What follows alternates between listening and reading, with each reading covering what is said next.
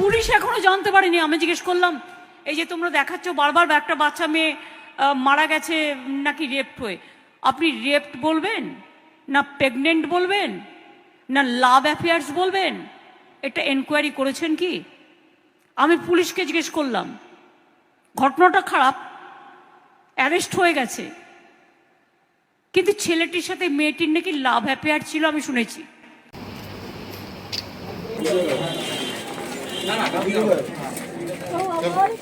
আমাদের রাজ্যের মুখ্যমন্ত্রী মমতা বন্দ্যোপাধ্যায় যে নির্লজ্জ মিথ্যা কথা বলেন প্রকাশ্য জনসভায় দাঁড়িয়ে, এতক্ষণে গোটা পশ্চিমবঙ্গ জেনে গেছে তিনি কতটা নোংরামি করতে পারেন।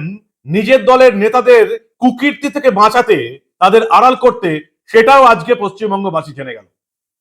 আজকে হাসকালি কাণ্ডের রায় বেরোলো এবং সেই রায়ে তৃণমূলের নেতার জেল হয়েছে, তার ছেলের যাবজ্জীবন হয়েছে। তার চেয়েও বড় কথা, মমতা বন্দ্যোপাধ্যায়ের মিথ্যা এবং নির্লজ্জ নোংরামির বিচার হয়েছে আজকে। কথায় বলে না, সময় থেমে থাকে না, কর্মফল এই জীবনেই শোধ করে যেতে হবে। মমতা বন্দ্যোপাধ্যায়ের চরম নোংরামি আজকে গোটা পশ্চিমবঙ্গের চোখের সামনে উঠে এলো। হাসকালি কাণ্ড মনে আছে 2022-এর ঘটনা। 2022-এ হাসকালিতে কি ঘটেছিল আপনারা ভুলে গেছেন, একবার স্মরণ করিয়ে দিই। তৃণমূলের নেতা, তৃণমূলের পঞ্চায়েতের নেতা, পঞ্চায়েত সদস্য সমরেন্দু গয়ালির ছেলে সোহেল ওরফে ব্রজ গয়ালির বাড়িতে এই ব্রজ গয়ালির জন্মদিনের পার্টি চলছিল। সেখানে 14 বছরের নিচে একজন নাবালিকাকে নিয়ে আসা হয় নেমন্তন্ন করে। তাকে কিছু খাইয়ে বেহুশ করে এই ব্রজ গয়ালি এবং তার দলবল তাকে গণধর্ষণ করে। গণধর্ষণের পর তার ওই একেবারে রক্তমাখা শরীর এসে তার বাড়ির দরজায় ফেলে দিয়ে যায়। চিকিৎসা করানোর সময় পাওয়া যায়নি, মেয়েটি মারা যায়। তারপরে এই সমরেন্দ্র গয়ালি এবং ব্রজ গয়ালি তৃণমূলের দলবল বুঝতে পেরে যায় ঘটনার জল অনেক দূর গড়াবে। তারা এই মেয়েটির মৃতদেহ তুলে নিয়ে গিয়ে শ্মশানে পুড়িয়ে দেয়। না, কোনো ডেথ সার্টিফিকেট লাগেনি, কোনো পোস্টমর্টেম রিপোর্টও লাগেনি। পরের দিন মমতা বন্দ্যোপাধ্যায় এই 14 বছরের নাবালিকার ক্যারেক্টার অ্যানালিসিস করেছিলেন। প্রেগনেন্ট বলবেন, লাভ অ্যাফেয়ার্স বলবেন, না কি বলবেন? যেটা আমি আপনাদের শোনালাম এই প্রতিবেদনের শুরুতে। কতটা নির্লজ্জভাবে মমতা বন্দ্যোপাধ্যায় মিথ্যা কথা বলতে পারেন, নিজের দলের নেতার মান সম্মান বাঁচানোর জন্য কতটা নির্লজ্জভাবে তিনি নোংরামি করতে পারেন, এই ঘটনায় আজকে প্রমাণ হয়ে গেল। রানাঘাটের এই এডিজে পক্সো আদালতে আজকে বিচারক সৌমেন গুপ্ত এই প্রত্যেকেরই সাজা ঘোষণা করলেন। গতকালই 9 জনকে অভিযুক্ত করা হয়েছিল। 3 জন অভিযুক্ত, এই সোহেল গোয়ালি তৃণমূলের নেতার ছেলে, প্রভাকর পোদ্দার এবং রঞ্জিত মল্লিকের যাবজ্জীবন কারাদণ্ডের ঘোষণা হয়েছে। আর তৃণমূলের নেতা যাকে বাঁচানোর জন্য এই 14 বছর মেয়েটিকে বদনাম করেছিলেন, তার মৃত্যুর পর এই 14 বছরের নাবালিকা মেয়েটির ক্যারেক্টার অ্যানালিসিস করেছিলেন, প্রকাশ্য মঞ্চে দাঁড়িয়ে মমতা বন্দ্যোপাধ্যায় নির্লজ্জ নোংরামি করেছিলেন। একজন মহিলা রাজ্যের মুখ্যমন্ত্রী কিভাবে একজন 14 বছরের মেয়েকে নিয়ে এইভাবে নির্লজ্জ নোংরামি করতে পারেন, গোটা পশ্চিমবঙ্গের মানুষ অবাক হয়ে গেছিল যে একটা মুখ্যমন্ত্রী কতটা নোংরামি করতে পারে। কেন? কারণ ঘটনা ঘটেছে নিজের দলের পঞ্চায়েত সদস্যের বাড়িতে, সমরেন্দু গয়ালির বাড়িতে ঘটেছে। তার ছেলে ব্রজ গয়ালি নিজের বন্ধু বান্ধব নিয়ে নাবালিকা মেয়েটিকে ধর্ষণ করেছে। আজকে গতকালই দোষী সাব্যস্ত হয়েছিল এরা। আজকে আমরা দেখলাম এই 3 জনের যাবজ্জীবন হলো। সোহেল গয়ালি তৃণমূল নেতার ছেলে, প্রভাকর পোদ্দার এবং রঞ্জিত মল্লিক। তৃণমূল নেতা সমরেন্দু গয়ালির 5 বছরের জেল হয়েছে প্রমাণ লোপাট করার জন্য এবং মিথ্যা সাক্ষ্য দেওয়ার জন্য। এবং বাকি 3 অভিযুক্ত তৃণমূলের নেতা সমরেন্দ্র গয়ালি, দীপ্ত গয়ালি এবং পীযুষকান্ত ভক্তের 5 বছর এবং যথাক্রমে 3 বছরের সাজা হয়েছে।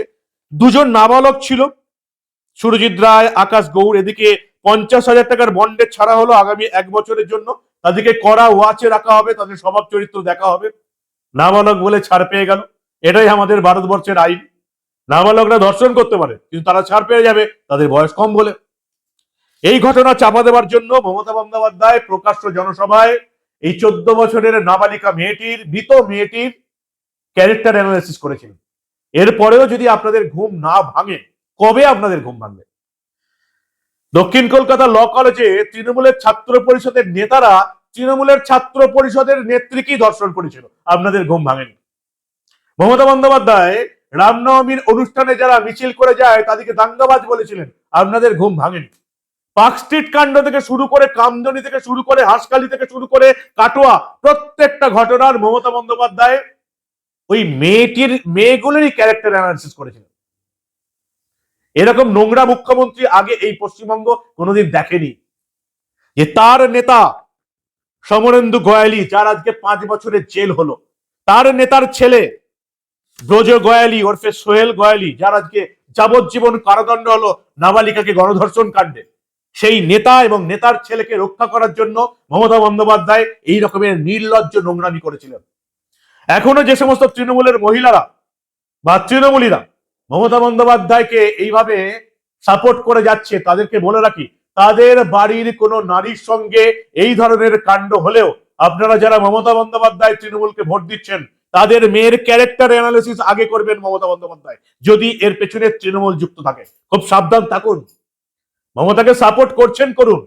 আপনাদের নিজেদের বাড়ির মেয়েদের সঙ্গে এই ধরনের ঘটনা ঘটলে এটার জন্য তৈরি থাকুন, এই মমতা বন্দ্যোপাধ্যায় আপনার মেয়ের ক্যারেক্টার অ্যানালিসিস করে তাকে বদনাম করার চেষ্টা করবে, যতই আপনি তৃণমূলকে সাপোর্ট করুন না কেন।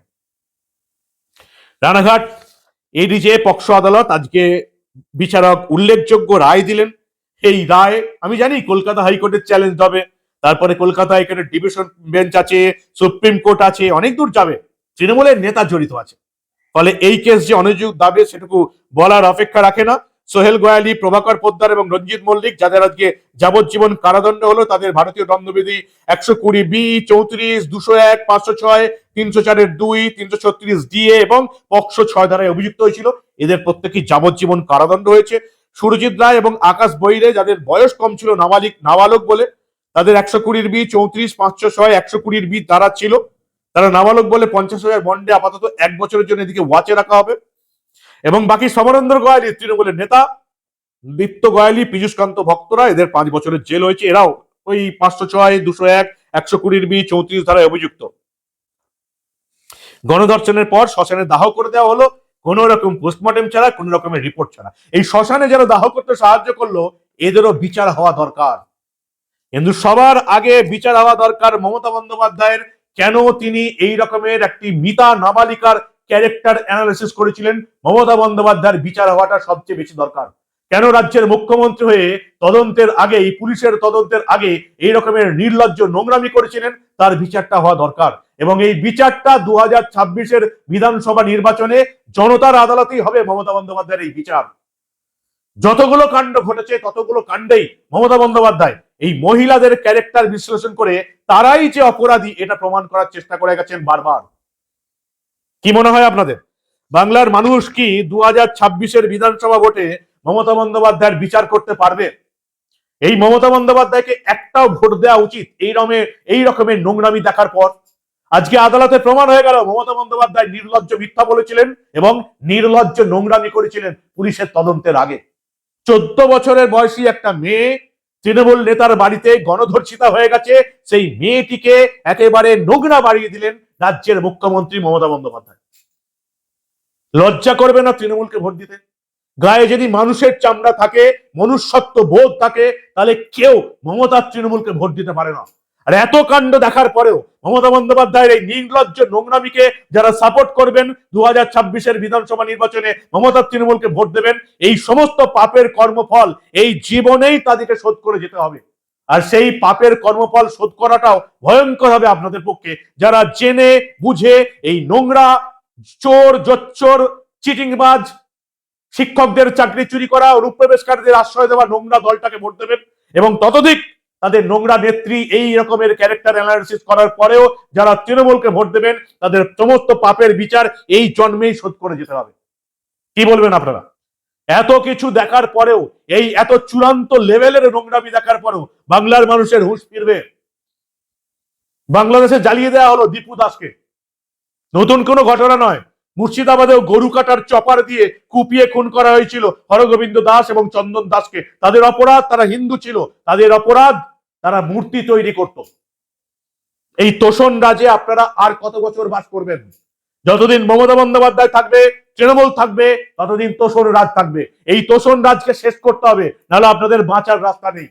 না হলে আপনাদের বাড়ির মেয়েদের যদি গণধর্ষণ হয়, মমতা বন্দ্যোপাধ্যায় তাকেই বদনাম করার চেষ্টা করবেন। সাবধানে থাকুন। রানাঘাট আদালতের আজকের রায় যদি আপনাদের চোখ খুলতে না পারে, তাহলে আপনাদের ঘুমিয়ে থাকাটাই ভালো। যেদিন আপনার বাড়ির মেয়েকে নিয়ে টানাটানি হবে, আশা করি সেই দিন আপনাদের ঘুম ভাঙবে। কি বলবেন আপনারা? মমতা তৃণমূলকে একটাও ভোট দেওয়া উচিত এত কিছু দেখার পরে? আপনাদের মূল্যবান এবং গুরুত্বপূর্ণ মতামত জানান দা নিউজ বাংলার কমেন্ট সেকশনে। দেখতে থাকুন দা নিউজ বাংলা। আমরা আবার এই রাজ্যে ঘটে যাওয়া এই ধরনের অনেক গুরুত্বপূর্ণ খবরই চেপে রাখতে দেব না।